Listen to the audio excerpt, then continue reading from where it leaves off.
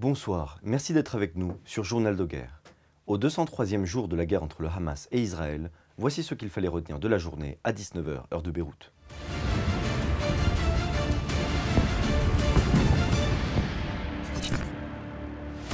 Nous commençons par un récapitulatif de la situation à la frontière libano-israélienne.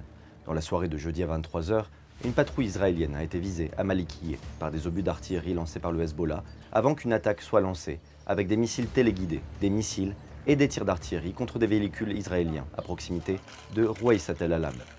L'armée israélienne a annoncé qu'un chauffeur de camion militaire a perdu la vie à minuit dans une attaque visant un site militaire dans les fermes de Shebaa. En signe de représailles, Israël a violemment bombardé les secteurs de Shebaa, de Kfar Shouba et de Halta, qui ont été la cible de plus de 150 obus israéliens. 2 personnes ont été tuées selon les informations préliminaires dans un raid mené vendredi en début de soirée par l'armée israélienne contre une voiture sur la route de Maïdoun, dans la Beka Ouest. À Gaza, rappelons tout d'abord que les États-Unis ont commencé la construction d'une jetée à Gaza, a annoncé tard le Pentagone, un projet destiné à faciliter l'acheminement de l'aide humanitaire dans le territoire assiégé par Israël.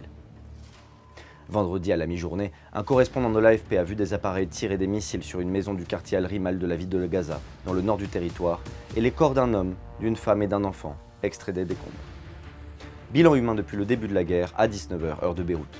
Du côté israélien, 1200 morts sont officiellement recensés par l'État hébreu depuis le début du mois de novembre 2023, un chiffre qui n'a toujours pas évolué selon les données officielles, malgré des annonces régulières de soldats tués dans les combats.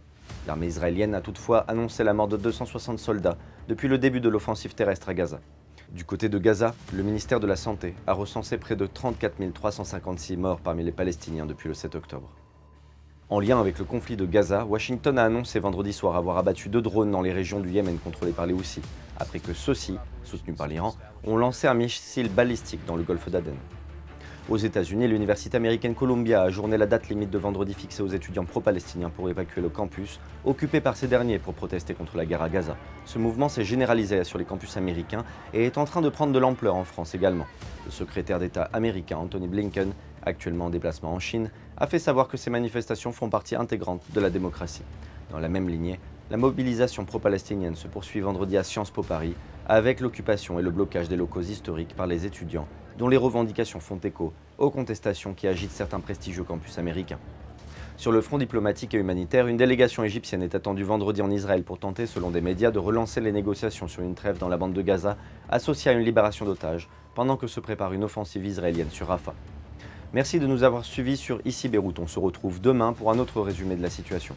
Vous pouvez suivre toute l'actualité concernant cette guerre sur notre site www.icibeyrouth.com sous la rubrique Guerre Israël-Hamas, ainsi que sur tous nos réseaux sociaux.